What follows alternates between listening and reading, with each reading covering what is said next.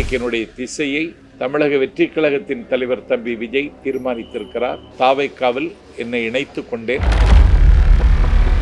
44 சொற்பொழிவாளர்கள் கலந்து கொண்ட 10 அமர்வும் வள்ளுவர் கோட்டத்தில் நடந்தது. ஒரு சொற்பொழிவாளரை தேர்ந்தெடுக்க வேண்டுமென்றாலும் முதல் இடத்தில் நிற்கிற தகுதியில் இருப்பவன் இந்த எளியவன் நாஞ்சில் சம்பத். என்னை திட்டமிட்டு நிராகரித்தார்கள். வணக்கம். தமிழக வெற்றிக் கழகத்தின் மதிப்பிற்குரிய தலைவர் தம்பி விஜய் அவர்களை சந்தித்து பொன்னாடை அணிவித்து நீயும் முதல்வராகலாம் என்கிற புத்தகத்தை கொடுத்து தாவேக்காவில் இன்று என்னை நான் இணைத்துக் கொண்டேன். 6 ஆண்டு காலம்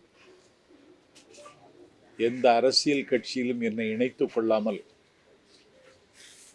திராவிட இயக்கத்தின் சொற்பொழிவாளர் என்று சொல்லி பெரியார் அண்ணா லட்சியங்களை பேசி வந்த நான் இன்றைக்கு தாவேக்காவில் இணைத்து கொண்டு நாடு முழுக்க தாவேக்காவினுடைய ஒரு பிரச்சாரகனாக பவனி வர தம்பி விஜய் என்னை அனுமதித்திருக்கிறார். என்னை பார்த்த நிமிடத்தில் நான் உங்கள் ஃபேன் என்று சொல்லி அவர் சொன்ன நிமிடத்தில் நான் மெய்சிலிர்த்து போனேன். இப்படி ஒரு அங்கீகாரத்தை தம்பி தருவார் என்று நான் எதிர்பார்க்கவில்லை. டெல்லி சுப்ரீம் கோர்ட் கரூர் துயரத்திற்கு சிபிஐ என்கொயரி என்று உத்தரவு போட்ட அன்று தளத்திற்கு அலைபேசி வாயிலாக இது தாவேக்காவிற்கு கிடைத்த வெற்றி, கையறு நிலையில் கைவிடப்பட்டு கை பிசைந்து கண்ணீரோடும் கவலையோடும் இருக்கின்ற தாவேக்கா அடுத்த அடியை எப்படி எடுத்து வைப்பது என்று யோசித்து கொண்டிருக்கிற நிலையில் உச்சநீதிமன்றம் தாவேக்காவுக்கு ஒரு புதிய வாசலை திறந்து வைத்திருக்கிறது என்று நான் தமிழுக்கு சொன்னேன். அந்த நிமிடத்திலிருந்து அறிவாலயத்திலிருந்து எனக்கு காது கொடுத்து கேட்க முடியாத அளவிற்கு வசை சொற்களால் என்னை வசை மாறி பொழிந்தார்கள். தொடர்ந்து 5 நாட்கள் தஞ்சை மாவட்டத்தில் சுற்றுப்பயணத்திற்கு ஒத்துக்கொண்டிருந்தேன். அந்த நிகழ்ச்சியை ரத்து செய்தார்கள்.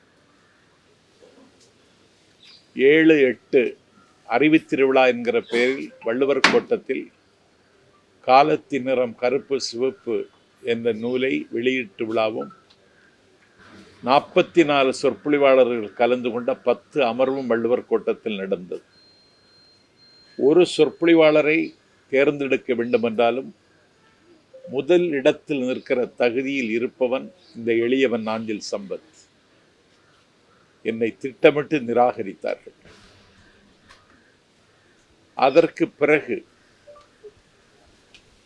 தம்பி உதயநிதியினுடைய பிறந்த நாளை கொண்டாடுவதற்கு ஒரு திங்களுக்கு முன்னாலே என்னிடத்தில் தேதி பெற்றிருந்தார் வடசென்னை கிழக்கு மாவட்ட கழகத்தின் செயலாளர், வானமளவு வாஞ்சி என் மீது பொழிகின்ற அறநிலையத்துறை அமைச்சர் சேகர்பாபு. அந்த நிகழ்வில் கடந்த 28ஆம் தேதி கொரட்டூரில் வந்து நான் பேசினேன். அந்த நிகழ்வில் அண்ணன் ஜெகத் ரட்சகன், இயக்குனர் கரு பழனியப்பன், திராவிடர் கழகத்தினுடைய துணை பொதுச் செயலர் மதிவதினி ஆகியோர் கலந்து கொண்டார்கள். அந்த நிகழ்விலேயே கரு பழனியப்பன் என்னை நக்கல் செய்தார், நையாண்டி புரிந்தார். அதற்கு 5 நாளைக்கு முன்னால் திராவிட இயக்க தமிழர் பேரவை தலைவர், நான் பெரிதும் மதிக்கின்ற அண்ணன் பேராசிரியர் சுபவி, திமுக மேடையிலேயே என்னை குறைத்து பேசினார். நான் மனதளவில் உடைந்து போனேன். ஏன் இப்படி வசைப்படுகிறார்கள்? நான் அவர்களிடத்தில் ஒன்றும் கேட்கவில்லை. கேட்டாலும் ஒரு சைக்கிள் கூட தரமாட்டார். எந்த பரிந்துரைக்கும் நான் அவர்களிடத்திலே போய் நிற்பதும் இல்லை. ஏதோ 4 கூட்டங்கள் பேசி என்னுடைய நாட்களை நகர்த்தலாம் என்று பார்த்தால் என்னுடைய வயிற்றில் அடிப்பது மாதிரி என்னுடைய நிகழ்ச்சிகளை ரத்து செய்தது எனக்கு மிகுந்த வலியை தந்தது.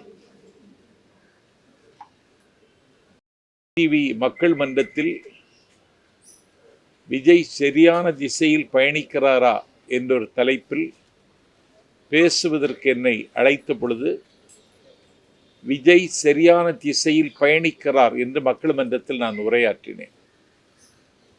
அந்த நாளிலிருந்து எனக்கு நெருக்கடியும் வசையும் மிரட்டலும் அதிகமாகவே வந்து கொண்டிருந்தது.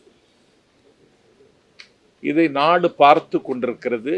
எனக்கு யார் மீதும் கோபம் இல்லை, யார் மீதும் எனக்கு வருத்தம் இல்லை. சங்க இலக்கியத்தில் புறநானூற்றில் ஒரு பாட்டு, ஒரு தெப்பம் எந்த திசைக்கு போக வேண்டும் என்பதை தெப்பம் தீர்மானிக்க முடியாது, தண்ணீர் தான் தீர்மானிக்கும்.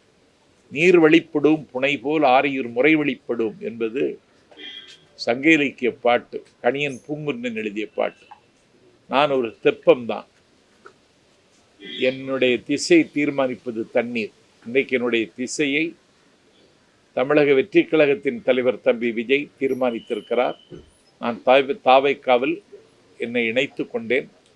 ஒரு உற்சாகமான மனநிலையில் இருக்கிறேன். கடந்த காலத்தில் ஏற்பட்ட கசப்புகள், காயங்களிலிருந்து விடுபட்டவனாக என்னை உணர்கிறேன். இன்று தம்பி விஜயை சந்தித்த பொன் வேளையிலிருந்து புதிதாய் பிறந்ததை போல எண்ணி நான் பூரிக்கிறேன். திராவிட சித்தாந்தம் இல்லாத ஒரு புதிய கட்சி, அதுல நீங்க உங்களுடைய பயணம் எப்படி இருக்கும்போது நினைக்கிறீங்க? திராவிட இயக்க சித்தாந்தம்னா வழிகாட்டும் தலைவர்கள் அவர் பெரியாரைத்தான் முன்னிறுத்துகிறார்.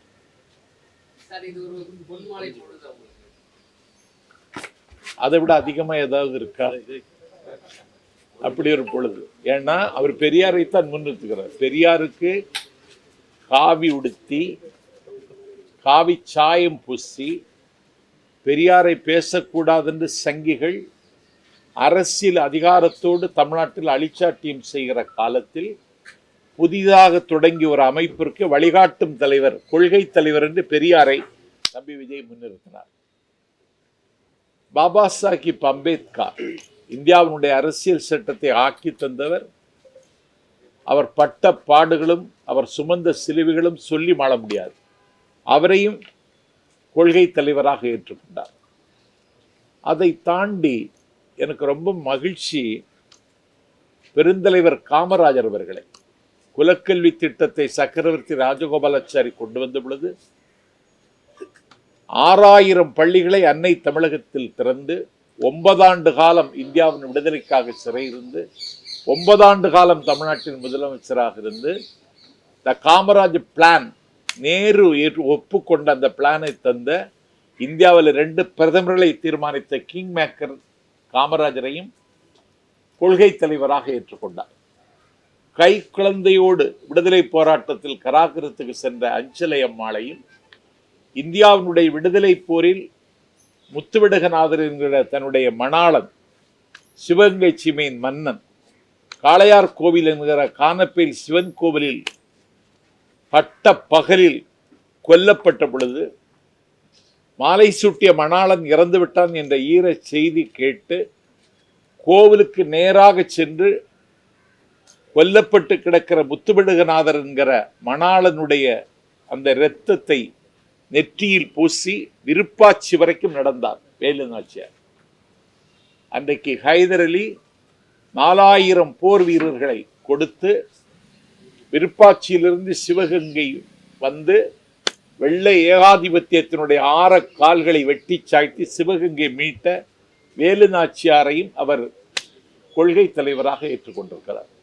இப்பொழுது அவர் பிரச்சாரம் என்று சொல்லி வீதிக்கு வருகிற பொழுது 1967 நிலத்திமிங்கலங்கள், பண்ணை பிரபுக்கள், ஆலையரசர்கள் கையில் இருந்த காங்கிரஸ் ஆட்சிக்கு முடிவு எழுதிய அறிஞர் அண்ணாவையும் 1977 ஆட்சி மாற்றத்திற்கு அகரம் எழுதிய மக்கள் திலகம் எம்ஜிஆரையும் அவர் அடையாளப்படுத்துகிறார்.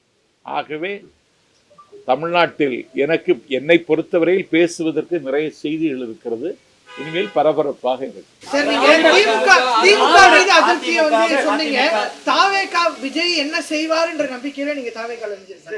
திராவிட மேடைகளில் உங்களுக்கு ஏற்பட்ட புறக்கணிப்பு, அவமதிப்பு தான் காரணமா, இல்ல விஜயை பத்தி நீங்க பேசுறது பிற்பாடு இந்த அவமதிப்பு ஏற்படுது? இல்ல நான் வந்து 6 வருஷம் எந்த கட்சியிலையும் சேராம தான் இங்க வந்தேன் தம்பி. 6 வருஷம் நான் எந்த கட்சியிலையும் சேராம தான் இங்க வந்தேன். போதும்னு நினைச்சேன். ஏதோ 4 கூட்டங்கள், நான் ஒரு ஒரு தமிழ்நாட்டினுடைய தலை சிறந்த சொற்பொழிவாளர்களை வரிசைப்படுத்தினா நான் அதில் முதலிடத்தில் இருக்கிறவன். நான் இயங்க வேண்டும். என்னை முடக்கி வைத்திருக்கிறார்கள். இன்றைக்கு இயங்குவதற்கான வாய்ப்பை தம்பி விஜய் தந்திருக்கிறார். தேமுதிக பயணிகளையே இல்லையே.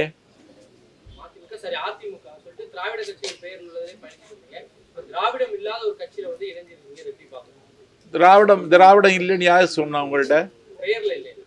பேர்ல இல்ல, தமிழகம் இருக்குல்ல, அது போதும். எப்படி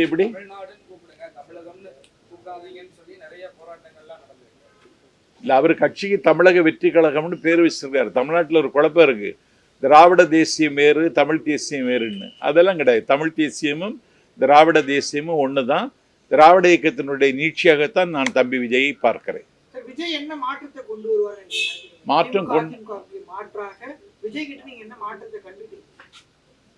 விஜய்கிட்ட இருந்து என்ன மாற்றத்தை அவர் கொண்டு வருவார்னு சொல்றது அவர் அறிவிக்க போகிற இந்த தேர்தல் அறிக்கையில் நமக்கு தெரியும். அதே நேரத்தில் எனக்கு தெரிந்து தமிழ்நாட்டின் வரலாற்றில் இவ்வளவு லட்சக்கணக்கான இளைஞர்களை மூலதனமாக வைத்திருக்கிற இயக்கம் இன்றைக்கு தமிழக வெற்றி கழகம். ஒரு நாட்டினுடைய காலை பொழுதை தீர்மானிக்கிறவர்கள் இளைஞர்கள் தான். இந்த இளைஞர்களை வைத்துக்கொண்டு ஒரு அதிரடி மாற்றங்களை செய்வதற்கு தம்பியிடத்தில் திட்டம் இருக்கிறது என்றே நான் நம்புகிறேன். யாருக்குமே புரிதல் இல்லாம சிலர் இருக்காங்க. இதை எப்படி பாக்குறீங்க? யாருக்கு? தமிழக வெற்றி கழகத்தில் இருக்கக்கூடிய தொண்டர்கள். அதான் அதை நான் தம்பிகிட்ட பேசினேன். அதுக்கு தமிழ்நாடு முழுவதும் பாசறை கூட்டங்கள் நடத்தணும், எல்லா இடத்துலையும் நடத்தணும்னு சொல்லிட்டேன். திருப்பரங்குன்ற சம்பவம் வந்து ஏன் விஜய் பேசலன்னு நான் அவர்கிட்ட கேட்கல. ஆனால் பேசாமல் அவர் இருப்பது ஒரு வகையில் நல்லது. ஏன்னா திருப்பரங்குன்றம் சம்பவத்தை வைத்து குன்றம் எங்களுக்கு குமரன் எங்களுக்கு என்று சொல்லுகிறவர்கள் ஒரு கலவர அரசியலுக்கு கைகால் முளைக்க முடியுமா என்று யோசிக்கிறார்கள். இதில் ஒரு தரப்புக்கு ஆதரவாகவோ ஒரு தரப்புக்கு எதிராகவோ கருத்து சொல்லாமல் இருப்பது விஜய் பொறுத்தவரையில் அவருக்கு நல்லது.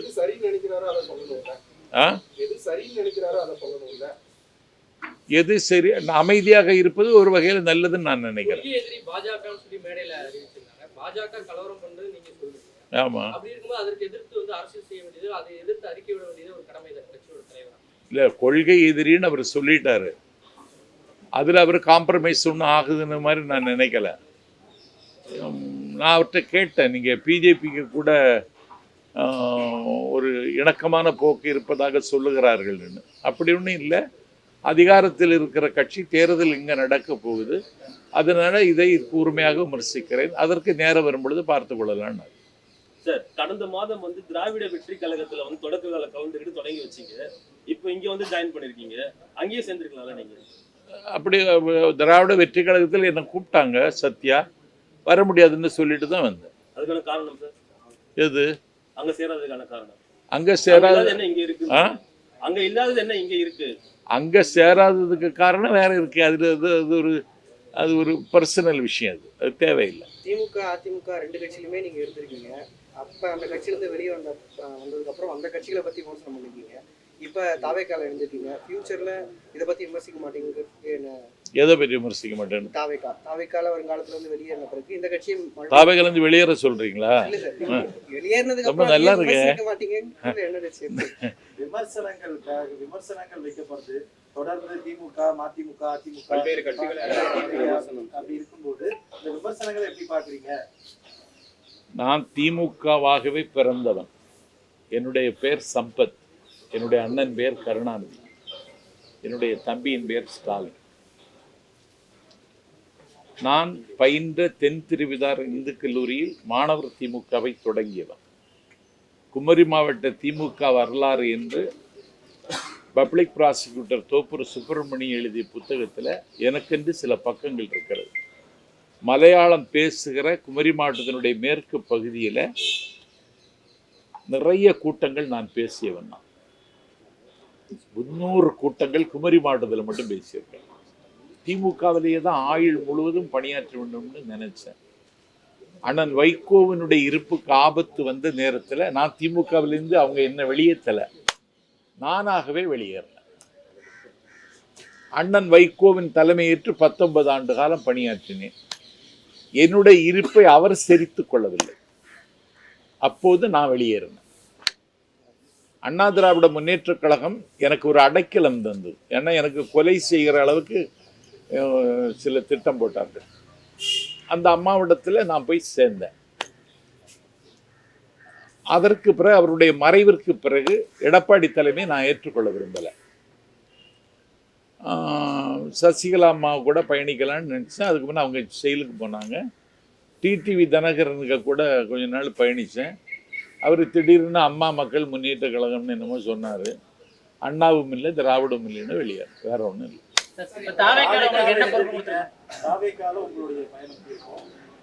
என்ன பொறுப்பு? நான் பிரச்சாரம் செய்யணும், எனக்கு வேற ஒன்றும் இல்லை. என்னுடைய பயணத்தை நான் பிரச்சாரம் செய்தே வாழ்ந்தவன். அந்த வாய்ப்பு எனக்கு தரணும்னு தம்பிகிட்ட கேட்டேன்.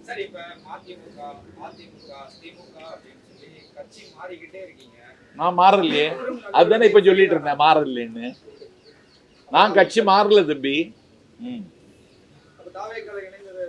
அதான் இணைந்திருக்கேன்னு சொன்ன. 6 வருடத்துக்கு பிறகு ஒரு கட்சியில் இணைந்திருக்கேன்னு சொன்னேன். இணைந்ததுதான், மாறலையே.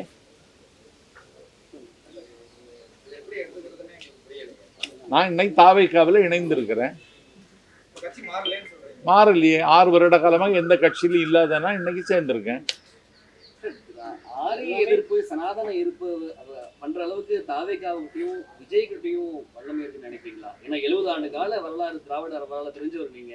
ஆமா, புதுசா ஒரு கட்சி தொடங்கிய ஒரு நடிகர் விஜய், அவருக்கு வந்துட்டு பாஜக மாதிரி ஒரு சனாதன எதிர்ப்பு மாதிரியான சித்தாந்தங்கள்லாம் எதிர்க்க நினைக்கிறீங்களா? எனக்கு தெரிஞ்சு ஒரே நேரத்தில் 2 பவர் செக்டர், ஸ்டேட் அண்ட் சென்ட்ரல அவர் கேள்வி கேட்கிறார். கொள்கை எதிரின்னு டெல்லி எஜமானர்களையும், அரசியல் எதிரின்னு தமிழ்நாட்டில் அதிகாரத்தில் இருக்கிற திமுகவை ஒரே நேரத்தில் எதிர்க்கிறார். இந்த துணிச்சலே நான் பாராட்டுறேன். எதிர்க்கிறாரு, ஆனா கேள்வி கேட்கறது இல்லையே, மௌனம் காக்குறாரு நிறைய விஷயத்துல. ஏன் கேட்கிறாருன்னு அவர்கிட்ட கேட்கணும், நீ என்கிட்ட கேட்கக்கூடாது. நான் இன்னைக்கு தானே சேர்ந்திருக்கேன். கேட்டு சொல்லுங்க. பல்வேறு விமர்சனங்கள் இருக்கு. கொள்கையில் என்னன்னு தெளிவு பெறல அப்படிங்கிற மாதிரி விமர்சனம். சாதிய ஆணவ படுகொலை குறித்து ஒரு சரியான பார்வை அவங்களுக்கு இல்லை அப்படின்னு சொல்லி விஜய் அது கண்டித்தும் அறிக்கை விடல. அதை எப்படி பாக்குறீங்க? இத்தனை ஆண்டு காலம் திராவிட இயக்கத்தை வந்து பயணிச்சிருக்கீங்க. சாதி ஆணவ படுகொலை நியாயப்படுத்தி இருக்காரா விஜய்? இல்ல, பேசாதும் மௌனம் எப்படி எடுத்துக்கிறது? இல்லையே, அப்படியெல்லாம் ஒண்ணும் இல்லையே. கவின் படுகொலை கண்டித்து பேசல.